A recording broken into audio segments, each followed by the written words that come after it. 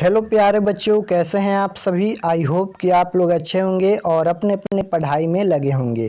तो आज की क्लास सबसे इम्पोर्टेंट होने वाला है, क्योंकि अभी के इस क्लास में क्लास 10th के लिए हिंदी के 50 VVI most important objective question देखेंगे, जो आपके फाइनल बोर्ड परीक्षा में पूछा जाएगा।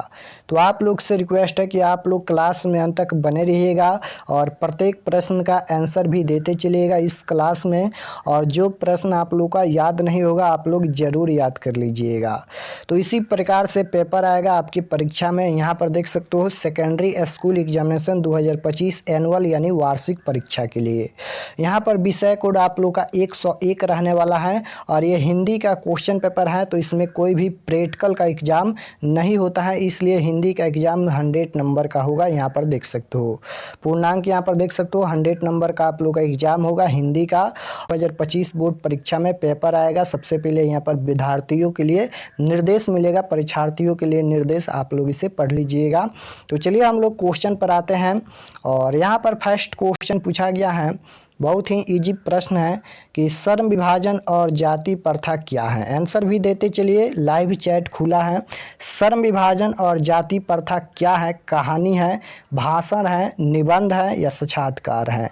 तो बताइए इसका राइट आंसर क्या हो जाएगा। इजी प्रश्न है। श्रम विभाजन और जाति प्रथा क्या है? तो ये निबंध है, भीमराव अंबेडकर के द्वारा लिखा गया निबंध है। तो right answer option number C हो जाएगा इसका। अगर यह प्रश्न याद नहीं होगा तो आप लोग याद कर लीजिएगा, श्रम विभाजन और जाति प्रथा क्या है? तो निबंध है। और इसके लेखक कौन है? तो भीमराव अंबेडकर। फर्स्ट चैप्टर है हिंदी का क्लास 10th का। चलिए 2 नंबर क्वेश्चन पर आते हैं। 2 नंबर क्वेश्चन यहाँ पर पूछा गया है, अंबेडकर के भाषण एनिहिलेशन ऑफ कास्ट को किसने हिंदी में रूपांतरण किया? क्वेश्चन बताना है कि अंबेडकर के भाषण एनिहिलेशन ऑफ कास्ट को किसने हिंदी में रूपांतरण किया? तो राइट आंसर आपको याद रखना है, ललई सिंह यादव ने। ऑप्शन नंबर ए बिल्कुल राइट आंसर हो जाएगा क्वेश्चन नंबर 2 का। क्वेश्चन नंबर 3 की ओर चलते हैं। 3 नंबर क्वेश्चन है, अंबेडकर का जन्म किस परिवार में हुआ था? बताना है कि भीमराव अंबेडकर का जन्म किस परिवार में हुआ था। तो आपको याद रखना है दलित परिवार में हुआ था। Right answer option number B हो जाएगा, भीमराव अंबेडकर का जन्म दलित परिवार में हुआ था। क्वेश्चन नंबर 4 की ओर चलते हैं। 4 नंबर क्वेश्चन है, B.R. नारायण ने किस कहानी का अनुवाद किया है?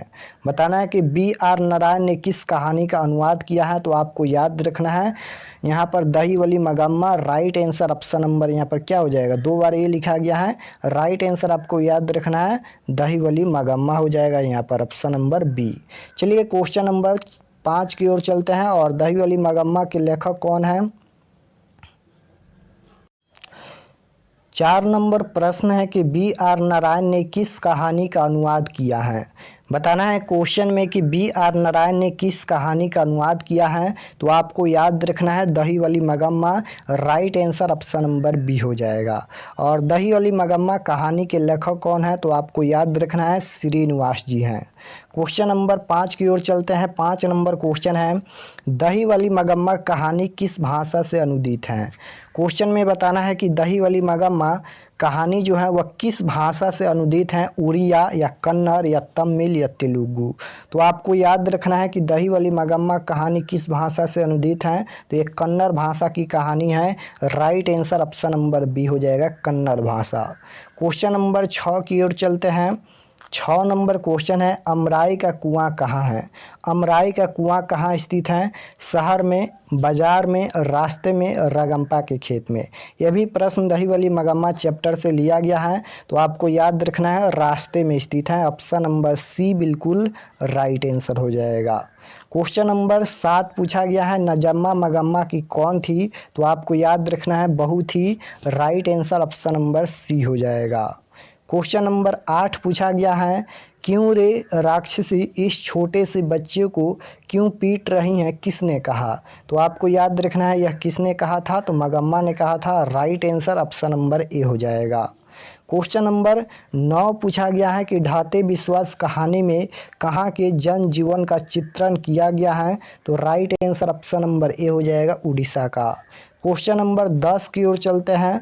10 नंबर क्वेश्चन है, ढाते विश्वास कहानी में किस नदी की चर्चा की गई है।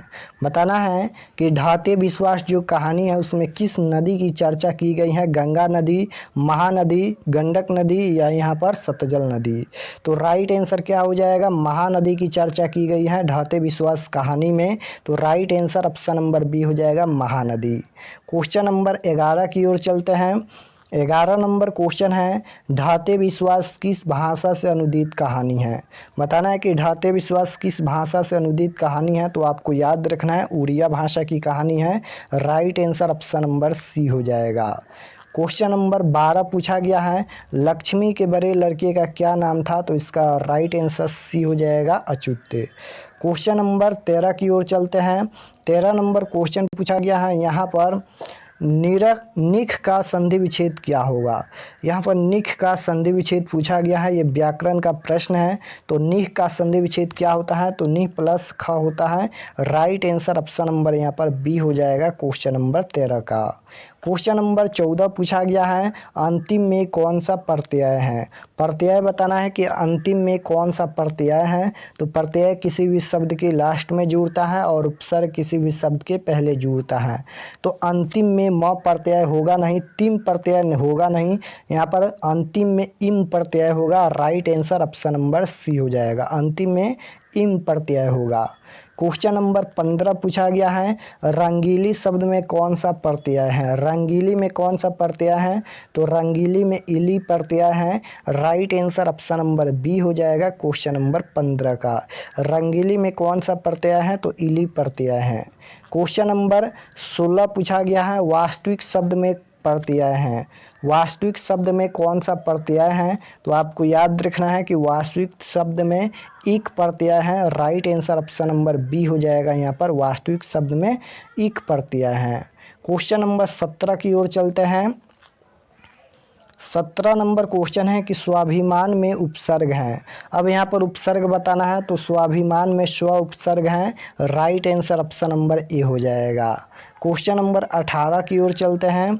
18 नंबर क्वेश्चन है, निर्जन में कौन सा उपसर्ग है।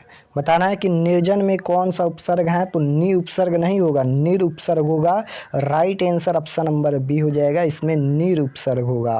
क्वेश्चन नंबर 19 की ओर चलते हैं।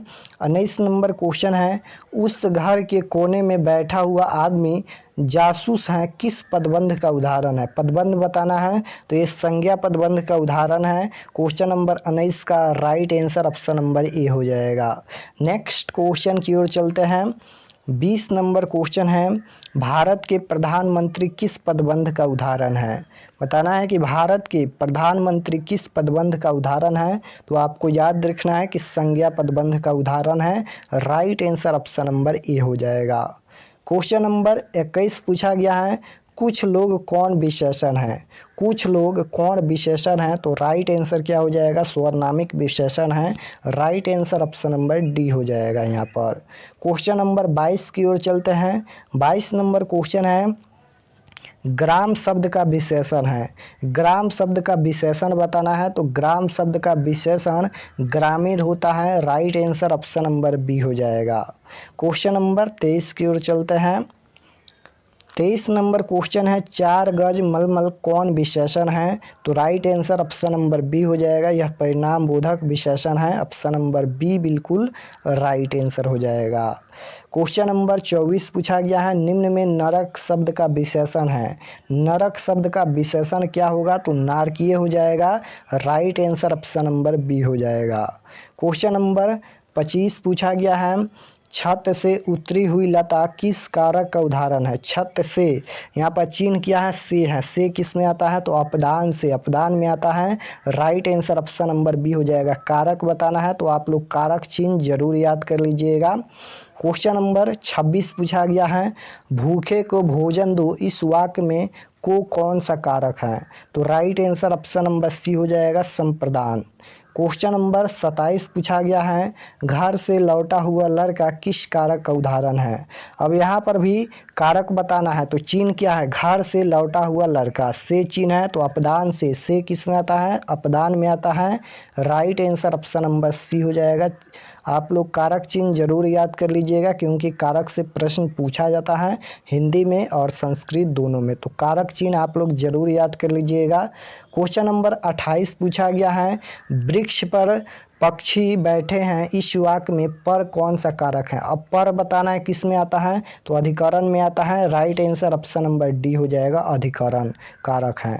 क्वेश्चन नंबर 29 पूछा गया है, लोगों ने चोर को मारा किस कारक का उदाहरण है। यहाँ पर भी कारक बताना है। लोगों ने चोर को मारा, ने तो कर्म ने, कर्ता ने कर्म को, तो राइट आंसर क्या हो जाएगा, कर्ता ने।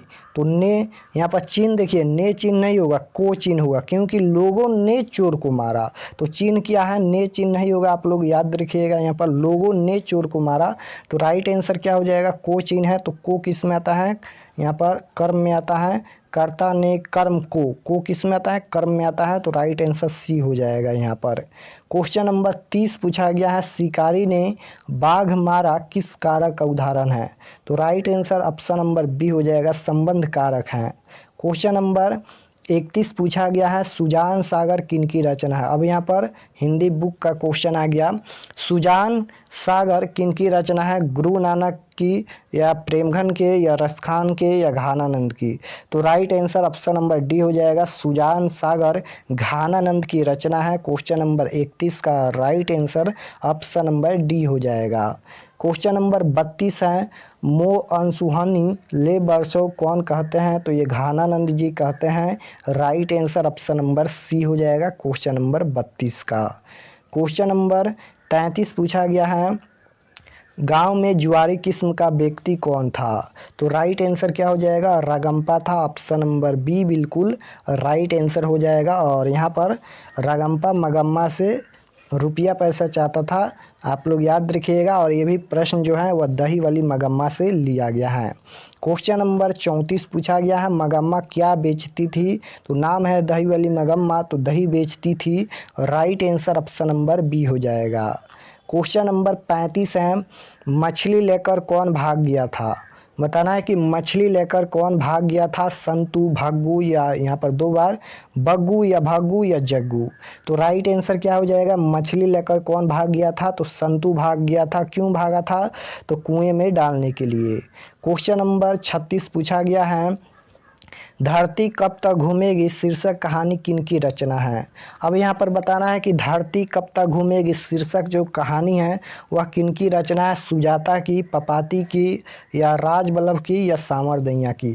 तो आपको याद रखना है, धरती कब तक घूमेगी शीर्षक कहानी किनकी रचना है, तो ये सामरदैया की रचना है। Right answer option number D हो जाएगा। क्वेश्चन नंबर 37 है, मछली कहानी में किस वर्ग का जीवन वर्णित है। मछली कहानी में किस वर्ग का जीवन वर्णित है, तो आपको याद रखना है मध्यम वर्ग। Right answer option number B हो जाएगा। और मछली एक कहानी है, यहाँ पर देख सकते हो मछली कहानी है। और मछली कहानी के लेखक कौन है, तो आपको याद रखना है कि मछली कहानी के लेखक यहाँ पर कौन है, तो मछली कहानी के लेखक कौन है, विनोद कुमार शुक्ल हैं, आपको याद रखना है। क्वेश्चन नंबर 38 पूछा गया है, सुरेश शब्द कौन सी संज्ञा है। सुरेश शब्द कौन सी संज्ञा है, तो राइट आंसर क्या हो जाएगा, सुरेश शब्द यहाँ पर व्यक्तिवाचक संज्ञा है। ऑप्शन नंबर ए बिल्कुल राइट आंसर हो जाएगा। संज्ञा के एक अलग से हम वीडियो बना दिया है, जाकर सर्च करके देख लीजिएगा। क्वेश्चन नंबर 39 पूछा गया है, पुरुषवाचक सर्वनाम का भेद नहीं है। तो यहाँ पर भेद नहीं पूछा गया है, तो उत्तम पुरुष, मध्यम पुरुष, अनपुरुष ये होता है, लेकिन निश्चयवाचक नहीं होता है। तो राइट आंसर डी हो जाएगा, क्योंकि नहीं पूछा गया था। क्वेश्चन नंबर 40 पूछा गया है कि श्रम विभाजन और जाति प्रथा के लेखक कौन है। तो श्रम विभाजन और जाति प्रथा के लेखक भीमराव अम्बेडकर हैं। Right answer option number B हो जाएगा। क्वेश्चन नंबर 41 पूछा गया है, डॉक्टर भीमराव अम्बेडकर ने किस प्रथा को आर्थिक पहलू से खतरनाक माना है। तो इसका राइट आंसर क्या हो जाएगा, जाति प्रथा को। ऑप्शन नंबर सी बिल्कुल राइट आंसर होगा। क्वेश्चन नंबर 42 पूछा गया है, निम्नलिखित शब्दों में कौन सा शब्द भाववाचक संज्ञा है। यहाँ पर भी संज्ञा बताना है, कौन भाववाचक संज्ञा है। तो राइट आंसर क्या हो जाएगा, गरीबी यहाँ पर भाववाचक संज्ञा है। Right answer option number D हो जाएगा। गरीबी, लंबाई, मोटाई, चौड़ाई, बुढ़ापा ये सभी कौन सी संज्ञा है? तो भाववाचक संज्ञा है, आप लोग याद रखिएगा। क्वेश्चन नंबर 43 पूछा गया है, दूध कौन सी संज्ञा है?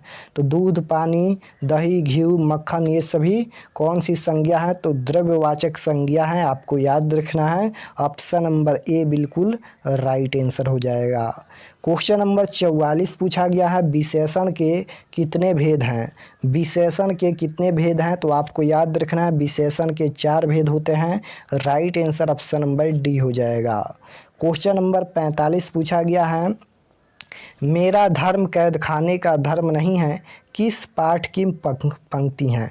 ये जो प्रश्न पूछा गया है, मेरा धर्म कैद खाने का धर्म नहीं है, यह किस पाठ की पंक्ति है? यहाँ पर जो इतना लिखा गया है यह किस पाठ की है? तो आपको याद रखना है कि शिक्षा और संस्कृति पाठ की पंक्ति है। तो right answer option number C हो जाएगा, शिक्षा और संस्कृति।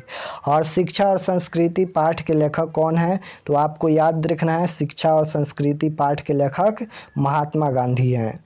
क्वेश्चन नंबर 46 पूछा गया है, गुरु नानक ने किस धर्म का प्रवर्तन किया? तो आपको याद रखना है सिख धर्म का प्रवर्तन किया। Right answer option number A हो जाएगा। क्वेश्चन नंबर 47 पूछा गया है, आध्यात्मिक शिक्षा से गांधी जी का तात्पर्य क्या है? तो आपको याद रखना है क्या है? तो यहाँ पर हृदय की शिक्षा है। Right answer option number B हो जाएगा, हृदय की शिक्षा। क्वेश्चन नंबर 48 की ओर चलते हैं। 48 नंबर क्वेश्चन है, अंबेडकर के अनुसार भाईचारे का वास्तविक रूप क्या है?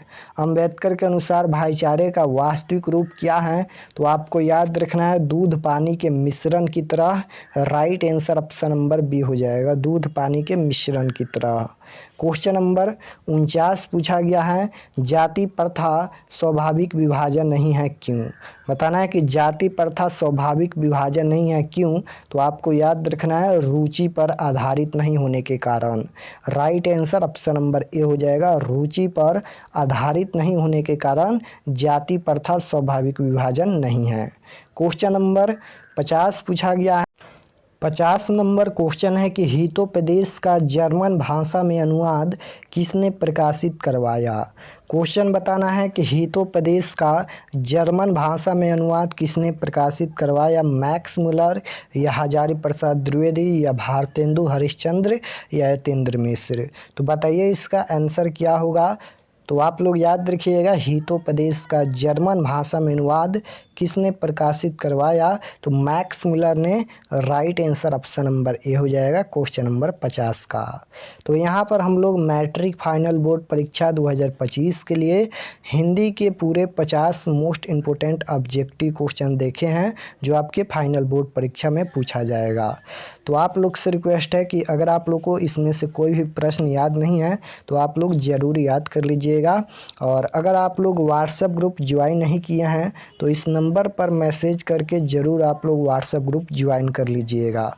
नंबर है 8292929627।